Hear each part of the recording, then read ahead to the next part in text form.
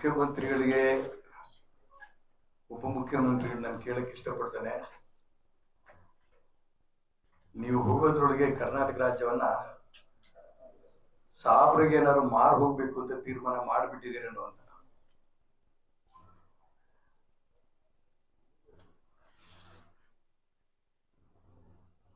ಪ್ರತಿನಿತ್ಯ ಸಂವಿಧಾನ ಹೇಳ್ತೀರಾ, ಅಂಬೇಡ್ಕರ್ ಹೆಸರು ಹೇಳ್ತೀರಾ, ಧರ್ಮಾಧಾರಿತ ರಾಜಕಾರಣ ಮಾಡಬಾರ್ದು ಅಂತ ಹೇಳ್ತೀರಾ.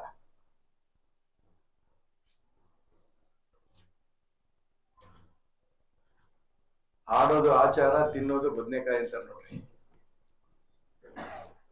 ಹಂಗಾಗಿದೆ ಈ ಸರ್ಕಾರದ ವ್ಯವಸ್ಥೆ. ಮೊನ್ನೆ ತಾನೇ ಬಜೆಟ್ ನಲ್ಲಿ ಸಾಕಷ್ಟು ಮುಸಲ್ಮಾನರಿಗೆ ಅವಕಾಶ ಮಾಡಿಕೊಟ್ರು. ಹಿಂದುಳಿದವ್ರಿಗೆ, ದಲಿತರಿಗೆ ಲೆಕ್ಕವೇ ಇಲ್ಲ. ಎಷ್ಟರ ಮಟ್ಟಿಗೆ ಅಂತಂದ್ರೆ ಹಿಂದಿನ ಬಜೆಟ್ ಅಲ್ಲಿ ಅಲ್ಪಸಂಖ್ಯಾತರು ಇಟ್ಟಂತ ಹಣ 910 ಕೋಟಿ. ಈ ಬಜೆಟ್ ನಲ್ಲಿ 1913 ಕೋಟಿ, 13.97 ಕೋಟಿ, 1914 ಕೋಟಿ ಅಂತ ಅನ್ಕೊಡಿ. ಡಬಲ್ಗಿಂತ ಜಾಸ್ತಿ.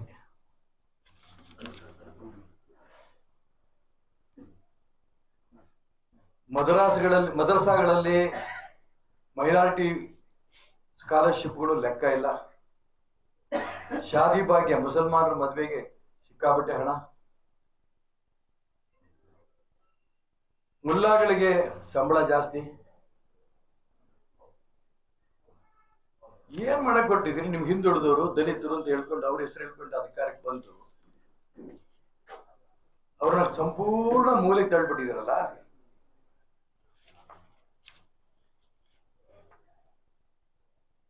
ಈಗ ವಸತಿ ಮೀಸಲಾತಿ ನಮ್ಮ ರಾಜ್ಯದ ಇತಿಹಾಸದಲ್ಲ, ದೇಶದ ಇತಿಹಾಸದಲ್ಲೇನೆ 15% ವಸತಿ ಮೀಸಲಾತಿ ಎಲ್ಲೂ ಇಲ್ಲ.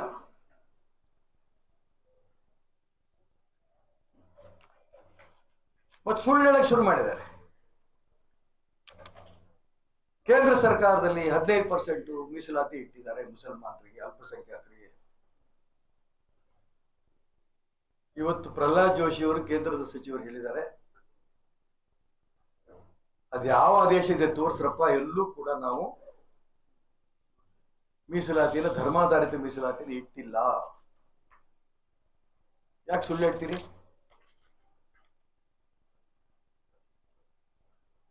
ಇದು ತುಂಬಾ ಸ್ಪಷ್ಟವಾಗಿ ನಾನು ಹೇಳಕ್ ಇಷ್ಟಪಡ್ತೇನೆ.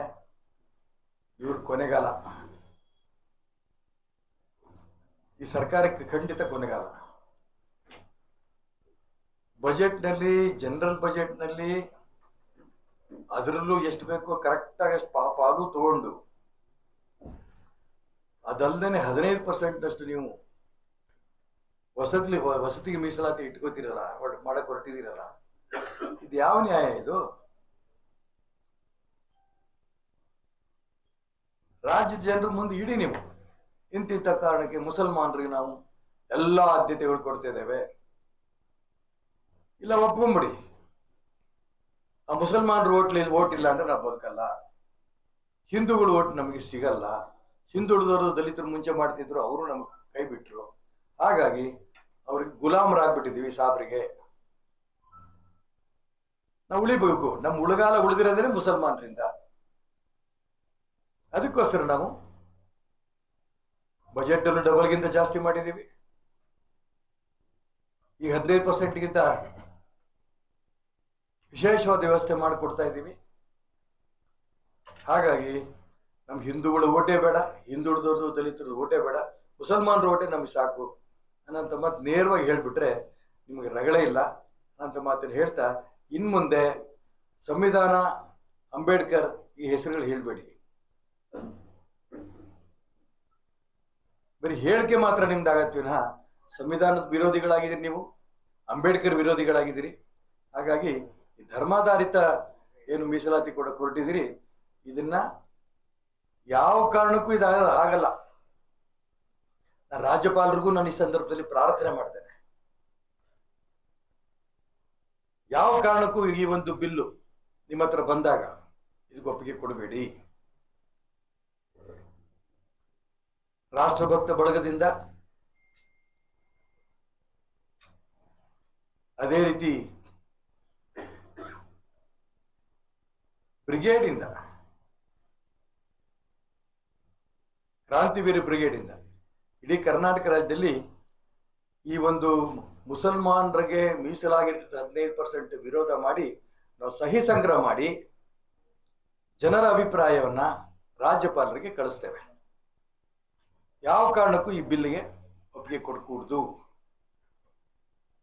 ಧರ್ಮಾಧಾರಿತ ಮಾಡಲ್ಲ ಅಂತ ಸಂವಿಧಾನದಲ್ಲಿ ಒಪ್ಕೊಂಡು ಸಂವಿಧಾನ ವಿರೋಧ ಮಾಡಿ ಅಂಬೇಡ್ಕರ್ನ ಮೋಸ ಮಾಡಿ ಈ ರೀತಿ ನಿಮ್ಮ ಕೈಲಿ ಸರ್ಕಾರ ಇದೆ ಅಂತ ಅನ್ಕೊಂಡು ಈ ರೀತಿ ಬಿಲ್ ಪಾಸ್ ಮಾಡಿದ್ದಕ್ಕೆ, ತೀರ್ಮಾನ ತಗೊಂಡಿದ್ದಕ್ಕೆ ನಾವು ಯಾವುದೇ ಕಾರಣಕ್ಕೂ ಒಪ್ಪಲ್ಲ.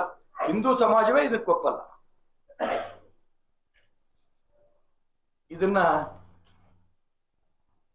ರಾಜ್ಯದ ಮುಖ್ಯಮಂತ್ರಿಗಳು, ಉಪಮುಖ್ಯಮಂತ್ರಿಗಳು ಗಮನಿಸಬೇಕು ಅಂತ ಈ ಸಂದರ್ಭದಲ್ಲಿ ಒತ್ತಾಯ ಮಾಡಕ್ಕೆ ಇಷ್ಟಪಡ್ತೇನೆ.